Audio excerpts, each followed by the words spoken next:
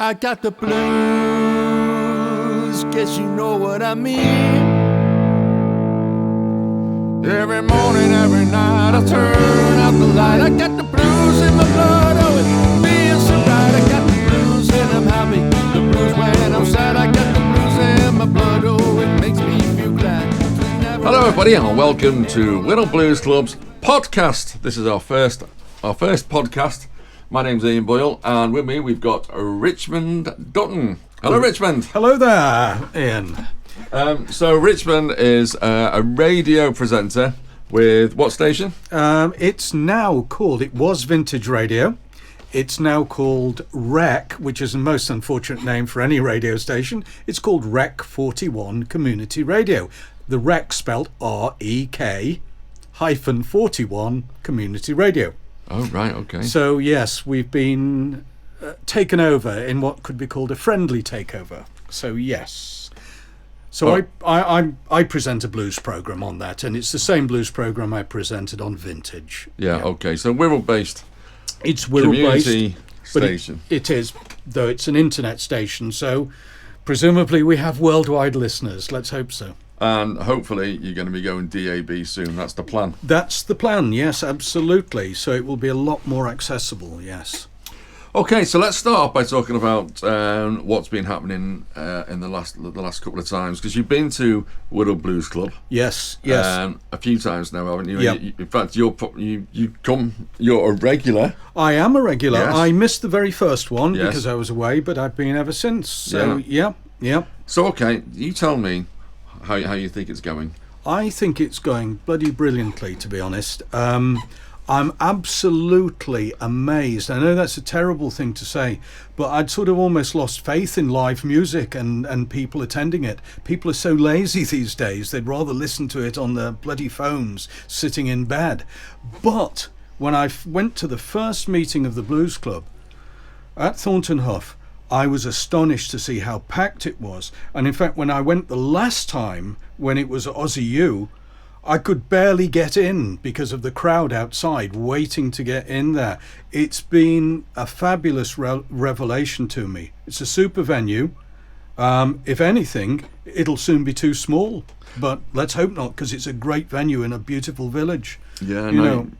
We want to try and keep it at that venue anyway, because it is so good. And you know what? It's just got such great acoustics. And for blues music, I think it's just brilliant. It's a lovely setting. You know, it's very, very informal, and it's got everything you'd want in a blues club. To me, the feeling is like the sort of clubs I used to go to in the mid-60s. You know, It's got that same sort of vibe about it. Yeah. And the sort of people that go there, it's a complete mixture, isn't it, of types of people. It's not exactly what you'd sort of expect, or rather what a non-blues person would expect in a caricature of the audience of a blues club or a jazz club, right? Yeah. So it's brilliant. And you know what? It's so nice to see such a huge interest, you know, in blues anyway, because I've always, like you, I've been a blues fan for so long, I can't remember how long. And it's so nice to see there's other people out there you didn't even know existed that love that music. You know? Yeah. No, you're quite right. And one of the purposes of this podcast is not just to promote the blues, promote the blues club itself, but promote blues music. And also we're going to talk about, we're going to have a featured artist each week. And a featured artist that people may not know about. Absolutely, yep. So you do, as I say, you do your own radio station. You do a featured artist on your own show, but you're doing this one especially for Wirral Blues Club, which we're absolutely delighted about. Oh, thank you. So should we talk about that now? Absolutely. Yeah. So who are we going to be talking about? Well, we're going to be talking about the strangely named Arthur Big Boy Crudup. Ooh. And, you know, my interest in him as a musician dates back to when I was, 15, 16 years old. Right. And I was up in the attic of a school friend, right at the top of his tall Victorian house, which he had as his den and music room. And he said, have you heard this record? And he put this record on, and it absolutely blew my mind. And now, was it Arthur Big Boy Crudup? No, it wasn't. It was Al Cooper and Mike Bloomfield live at the Fillmore East Auditorium, Right. playing on a live album called The Live Adventures of Al Cooper and Mike Bloomfield. And basically it was a blues jam session. And the first number they played was That's All Right Mama. Okay. Right? And I thought, and he said, "Oh, have you seen who wrote that song?" And I said, "No." I said, "No idea." And he said, "You'll laugh at this." And of course, you're teenagers and you laugh at these things. So he said, "Oh yeah, this is Big Boy Crudup." And we had a little laugh about that, like you do when you're that age or even older. Yeah. And so I said, "Can I borrow this record?" It absolutely was wonderful. I already liked the blues, but the sort of blues I was listening to was the real old style, like 20s, 30s blues. But this was, blues rock, and it was sort of updated it all and made it more sort of relevant to me. I didn't feel such an oddball, and it was just so wonderful. And I fell in love with the Hammond organ of Al Cooper when I listened to that record. But I took it home, and I was playing it that evening, and my brother came in, and he said, "Oh, I know this tune." He said, "What a terrible version of it." Now, my brother's 10 years older than me, and he's a rock and roller. He was a teenager in the 50s. And I said, "What other versions are there of it?" And he said, "You want to listen to this?" Anyway, so he put it on. And of course, it was Elvis singing That's All Right Mama. Well, that's how we know the song. Exactly. Or the normal person would know the song, yeah. Outside the blues, genre, if you like, that's how everybody knows that song. Well, of course, I soon discovered, that you could actually get an original version of Arthur Crudup actually singing it himself, and it's a brilliant song. And I prefer it to the Elvis version, to be honest, because it's less sanitized. And that's I mean, really, that's what the blues is about. The blues has to be sort of have that element of improvisation and little rough around the edges, I think. Rawness, I think. Rawness, that's the word. You can't beat a bit of rawness. You can't, absolutely. So that was my introduction to this great artist. I didn't know his story until I started reading about him much later, of course. Yeah, so we were just listening to that. So you can actually get it up on YouTube, Arthur Crudup, That's All Right. And there's quite a bit more about Arthur on YouTube as well. But also, I think you can probably get them on Amazon and wherever else, really. But well worth listening to the whole of. And it's streamed. It's worth listening to all his stuff. I mean, it's another sad story of a bluesman, actually, of that period, particularly a black bluesman from the South in the 20s, 30s, 40s and 50s. They never made any money out of their music. They were exploited, and it only became popular when white guys started singing it. And that's, a very sad tale, which is common. And the man died poor, despite writing so many of the famous tunes that we know. I mean, he wrote three pieces of music that Elvis covered and made hits with and made a fortune out of, but he didn't make a penny out of it. Isn't that incredible? It is. But, I have found in going into the lives of these, sort of early bluesmen, that was the norm. I mean, he famously said, and I think it was, I'm not sure, I think it was actually in the 70s. I think he's possibly just before he died even. I'm not quite sure, actually. But he said, I was born poor. He said, I've lived poor. He said, I'll die poor. And I think he died 4 years later in 1974. It was a constant battle with royalties. Royalties for his own stuff, royalties because other people were covering it. I mean, his music's been covered by unlikely people like Electric Light Orchestra, Slade even, everybody's covered his stuff. When you look at his whole output, you'll recognise lots and lots of that music, but not from him, but from all sorts of people. Amazing. Yeah. I mean, just on your list here, it's been covered by obviously Elvis, Slade, Elton John, Rod Stewart, Yeah, that's right. You know, and songs Rock Me Mama, My Baby Left Me. Yeah. You know, massive songs, aren't they? They absolutely are. But it's quite funny, really, because he always had this fight over royalties. And to be fair, a lot of people did try and help him get those royalties, and he got a little bit of it back. I think by this late 60s, early 70s, I think he recovered about $10,000 of the $60,000 he was owed, right? Through the help, of individuals and organisations. But you know what? He just never got the recognition that he should have done. And principally, that's because he was black, and that's it. He even, he never toured really. Okay, he came to Britain once.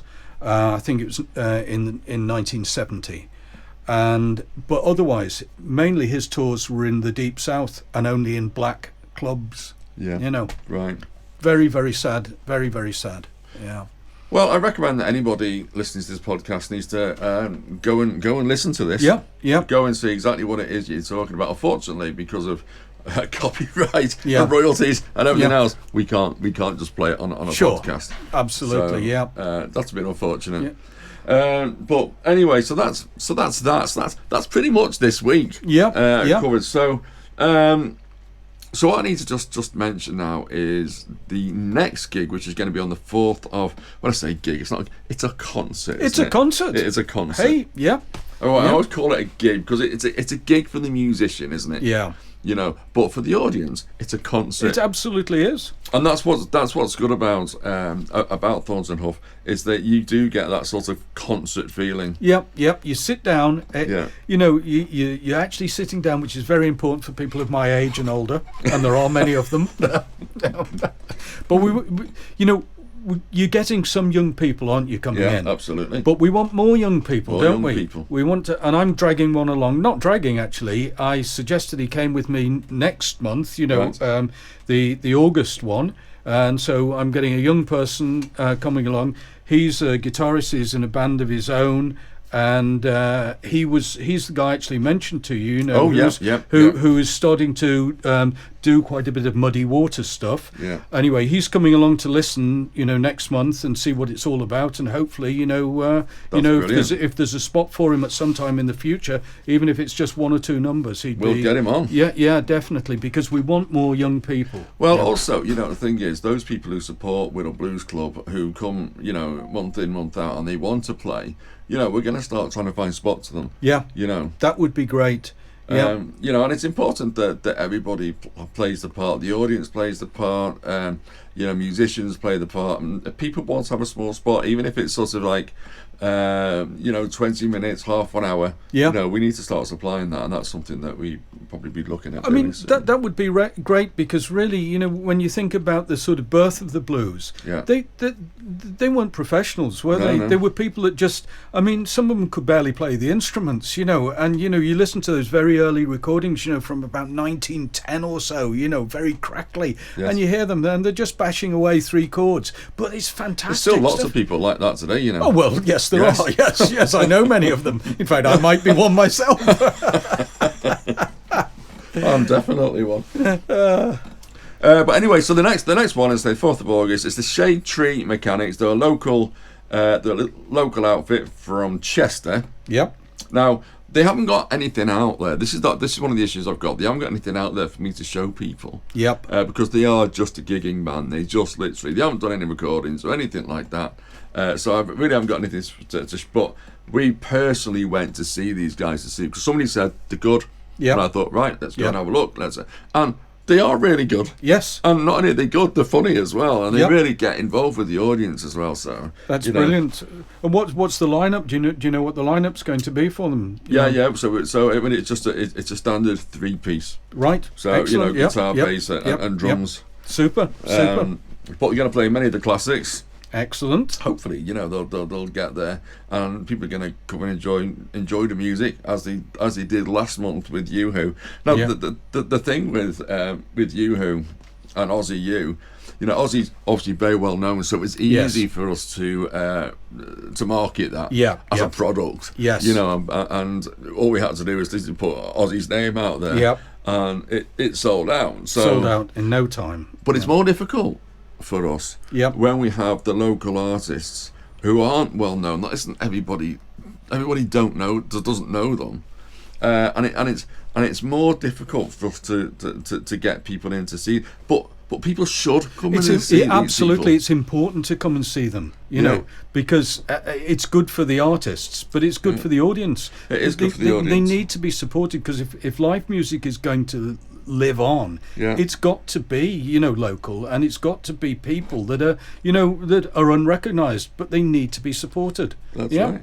I mean, we have, you know, national artists coming our way over the next 12 months, and I know that as soon as we put them on sale, you know, for instance, Garrett Watkins is coming in October. We put that on sale, and you know, it's not till October, but we've sold half the tickets already. Even in the first day, the tickets were selling, and it's not a problem. Yeah, the local guys are guys. Yes, that's who I'm more concerned about, because the Blues Club is it's a stage.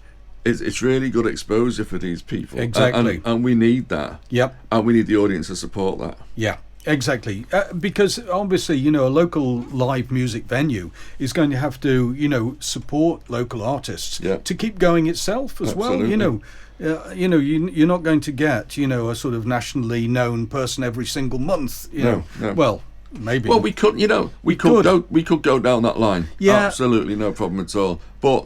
But what would be the point? It's not that there's no community feel there. They're just bringing people in. No, you're absolutely right. But we should be bringing in people who are, you know, people who are well known, touring artists, and people who you're never going to get to see. Generally, I mean, Garrett Watkins never plays out of London, but this is very rare that you're going to be able to get to see him. Yeah, so that's a bit of a coup, really. Yeah. But I mean, exactly. You've got to ask yourself, how did these great, you know, national, you know, stars start? Yeah. Well, they started by playing locally. I mean, Led Zeppelin playing in a bloody village hall, you know, in the West Midlands. You know, I mean, come on, they've got to have a chance, haven't they? Absolutely. Otherwise, you know.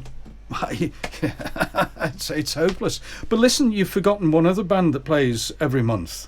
Oh yes, it's Ethelred's Bluesmen. The Ethelred's Bluesmen. And now he may not want to blow his own. He blows his own harmonica, but he may not want to blow his own trumpet. But honestly, it's worth coming along to the Blues Club just to hear them. And I'm not saying that just because I'm sitting next to the man and he's got a gun pointed at me, right? I'm saying it because they're bloody good. And they played me a request last month, which is my favourite blues number of all time. So Trouble in Mind. Yeah, and what a great version it was. An absolute classic of a song. It really is. Yeah. Yeah, I don't think we might be doing that next month as well. Great. Yeah, I love it. Yeah, I love it. So we've been rehearsing that one. Great. And I think we've because I felt last time it may have been a little bit on the raw side, but raw's good. You know, raw's good. But a few of the songs we played last time were a bit on the raw side, but it was absolutely fine. We you know. No, it was great, and honestly, I can't say any more other than get yourself along there. Yeah. You know, get yourself along and listen, because you know what it's like. You think, I think I will, and then it comes to the night and it's raining a bit, and you're knackered because you've been working all day, and there's something good on the telly, and you say, can I be bothered? Well, be bothered. Get out there, because once you've been once, you'll be hooked. I promise you. The thing is, you know, it's like this. The Blues Club is run by volunteers, so Ethelred's Bluesmen do not get paid. Yeah, the only people who actually get paid are visiting artists. Yeah, so nobody else gets paid. Yep. Yeah. At the moment. Yes. You never know in the future. You know, that's the worst recruiting poster I've ever heard in my life. Come and join us. You won't be paid. Seriously, but no, because basically, you know, we don't have the numbers for Ethelred's Bluesmen to be paid. So the volunteers, but eventually, you know, we want to be. For Ethelred's Bluesmen to be paid anything to run the club or any, you know, just for their expenses, we need to be 75% filling that venue out. Yeah. Yeah, of course. And so, when we first started, we gave ourselves 3 months, and we've only really once filled the club out once, and the rest of the time we've been about 50%. Yeah. But we need to get that other 25% in every single month, and that's sort of the difficulty. Things are going well. Yeah. So we gave ourselves 3 months. That went okay, so we've carried it on, and we will carry it on forever, as long as people keep supporting us. Yeah. Once that support goes, well, there's no point in having this fantastic, thing. Yeah. And we can't make it bigger. We can't. Unless people come along to the club, we cannot make a festival. We can't get more people involved. We can't start running jam nights. There's such a lot that needs to be done. Absolutely. To promote blues music in the Wirral. But the only way for that to happen is to fill that club 75% of the venue. Yes. We month in, month out. Once that starts, then we can start moving on to all the other things. And if everybody wants to be part of it, everybody can. But we need to do that. Absolutely. Because we need to have that financial stability by having a club night every single month, which is 75%. Yeah. Yep. So brilliant, though. So people need to just come along and give it a try. Yeah, absolutely. Just, honestly, you'll love it. I mean, I advertise it every week on my radio program. You do. And I'm just trying to urge people. We've got to keep music live. Yeah. It's so important. All music, yeah. Music will die, or you'll end up with this anonymous sort of electronically generated garbage that you hear on the radio 90% of the time. And no offense out there, I doubt anyone will take offense who's listening to this program anyway, but you know what I mean. It's well, there is quite a lot of live music out there, and largely it kind of can go a little bit ignored. Yeah. And people are quite, because I know somebody in my family who has spent £200 to go and see Taylor Smith. Taylor Swift even. Yes. Taylor Swift, 200 quid. Yeah, it's unbelievable, isn't it? Yeah. And do you know what? What do you get from that? It's so, there's such a huge audience. There's no intimate feeling about it. There's no contact really with the artist. No. You're hearing possibly a worse version than you could hear, if you listen to it on Spotify. Yeah. And so what do you get from that? I don't know. Smaller venues, live music, smaller venues this is are it. better, and they're a million times cheaper. Yeah, I mean, this is it, isn't it? You see, with the Blues Club, when it's half time, everyone mingles and talks and chats. Yeah.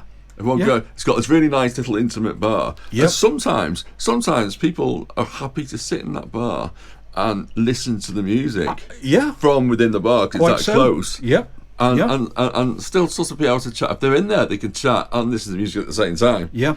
Obviously, people love to be in the main hall, so they can watch the music. Yeah. But that's the thing that has everything. That venue is so good. Yep. You cannot do that at these giant venues. But you can't even go for a drink at them, really, because it takes you about 3 hours to get there and back. Yeah. And if you ever find your seat again. That's right. Anyway, listen, Richmond, time has caught up with us. Yes. So thank you so much for coming to do this podcast with me today. My pleasure. And hopefully we're going to do another one next week. I hope so. We'll do another one next week. Definitely. So we'll look forward to that. And thank you so much for listening to the podcast. If you've managed to get through all of that and you're still listening now, so don't forget, the 4th of August, 7 o'clock, the doors open, the music starts at 7:30. It's a fantastic Shade Tree Mechanics, so we'll look forward to seeing you then. Thanks, Richmond. Thank you. Thanks a lot. got Cheers. the Bye. Bye-bye. blues, guess you know what I mean. Every morning, every night, I turn out the light. I got the blues in my blood.